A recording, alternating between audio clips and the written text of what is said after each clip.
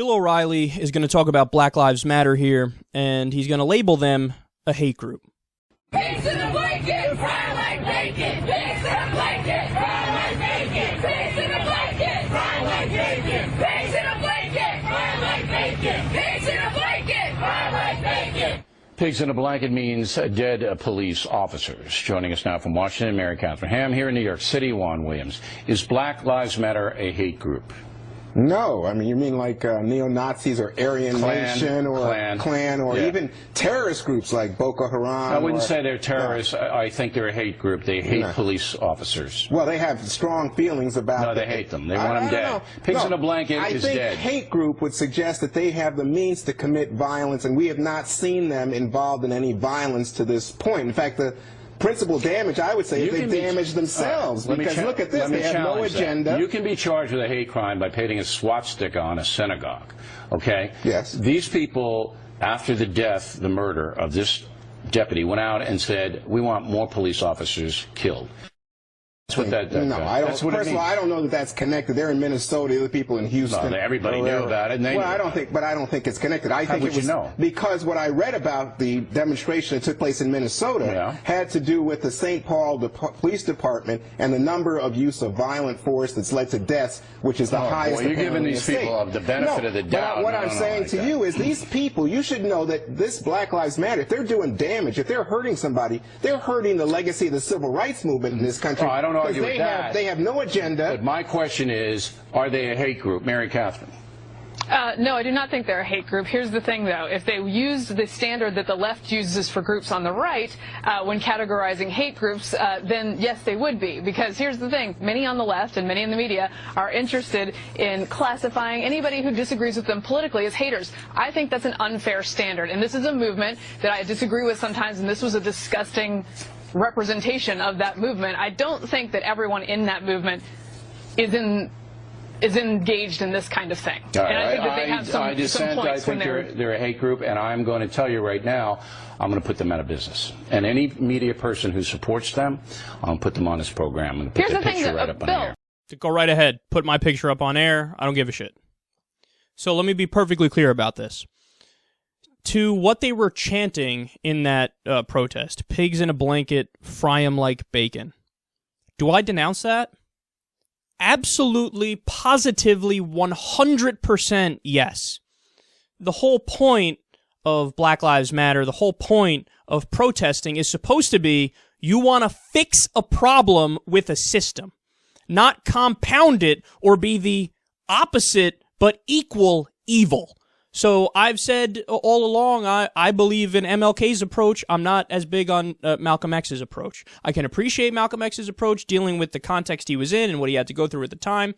But if you start using violence because you believe violence is wrong, well, that logic doesn't add up. What you're saying is it's wrong when they do it, it's good when we do it, which means you're a hypocrite. Very simple. So do I denounce pigs in a blanket, fry 'em like bacon? Absolutely. Don't threaten violence. What, you think that's fucking helping? That's not helping. If anything, that's going to exacerbate the problem because they're going to look at you and go, see, I told you they were all violent. I told you they all had it coming. And now they're saying they're going to hurt us. So, of course, we're going to crack down on them. They're telling us that they're going to do violence. So you're not helping when you say something like that. What you're doing is you're threatening violence and you're feeding into all these incorrect stereotypes that out-of-touch, ultra-right-wing white people have about black people. So 100% I denounce that. Now, having said that, is that in any way, shape, or form representative of the Black Lives Matter movement writ large? Fuck no. Fuck no. You found one example of one protest where they said fucked up things. That's all you need. Hate group, evil people, bad people. Where was Bill's segment when, for example, there were officers wearing I am Darren Wilson bracelets? You remember that? That was a story we covered not too long ago. They wore I am Darren Wilson bracelets.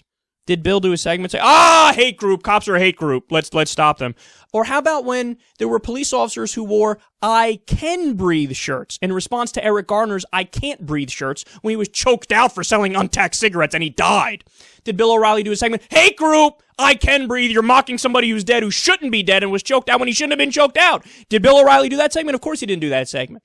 But what he's doing here is the same thing that Bill O'Reilly and other Fox idiots love to do about Islam, where they take an example of a jihadist and they go, well, this represents Muslims. Muslims equal jihadists. That's the end of the conversation. They're extreme. They're extreme. So here they're going, Black Lives Matter, one protest, they said fucked up shit. Representative of all of Black Lives Matter. They're all fucked up. It's a hate group. It's a hate group. Except, what's the biggest part of the piece of the puzzle here that he's missing? What does Black Lives Matter say they're about, and what are they fighting for? What are they protesting for? You gloss over that, because in your mind you think they all just want to kill cops. That's what it is, and that's all I need to look into this. That's as far as I need to look into this. That's the end of the conversation. What's the reality? Here are the policy solutions that Black Lives Matter has put forward through Campaign Zero. Number one, end broken windows policing, because that gives a green light for cops to crack down on minority communities unjustly. Number two, they want community oversight, so boards to look over cops to make sure that the cops aren't abusing their power. Number three, they want new rules to limit police force. So the way the laws are worded right now, it's not necessarily illegal for a cop to use lethal force in some circumstances where it doesn't make sense. Like, for example, if there doesn't need to be an immediate imminent threat of danger, they could just sense, I think there's one, and then act, even if there's not really one. They want to change that and make the rules more clear and make them more sane. They want independent investigators and independent prosecutors, so that when a cop does something wrong, his buddy isn't the prosecutor, and then the prosecutor goes easy because he's secretly looking out for his friend. That makes so much sense. I can't believe we don't already have it. They want community representation. They want body cameras for all cops, because studies have shown that it prevents the cops in many circumstances from doing a bad action to begin with, because they know they're recorded and they want to avoid trouble. They want improved training for police officers so they don't immediately resort to violence. We showed you the numbers the other day. They spend much more time on practicing violent responses than they do in de-escalation tactics. They want an end for-profit policing.